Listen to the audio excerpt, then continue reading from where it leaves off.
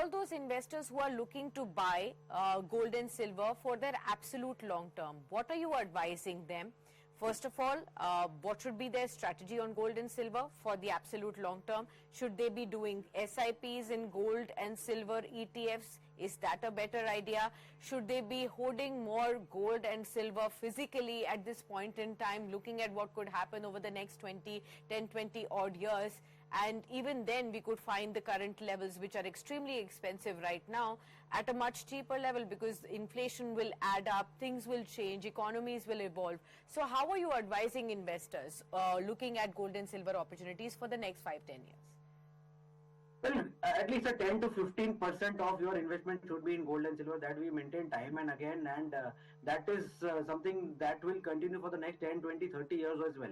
So diversification comes to your savior at this point in time, where equities have given kind of no returns in 2025, and gold and silver has come to the rescue and balanced your portfolio with a average 7-8% kind of a CAGR, if I see, for the last 2-3 years.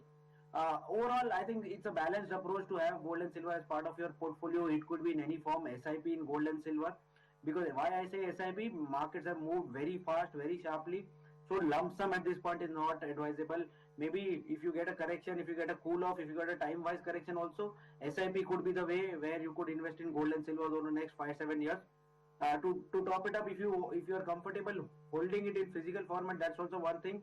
And jewelry is something which we don't recommend, because unless you want to wear it, you want to flaunt it, it's a different story. But otherwise, jewelry typically takes about 12 to 15% away in terms of making charges, and 3% GST caveat. So in short, if you buy jewelry, you are down about 15% immediately ever since you purchased it. So that's the last resort. Unless you want to wear it, it's different. But otherwise, holding physical bars and coins or investing in systematic format through SIP is the method where you should invest in gold and silver for the next 5 years.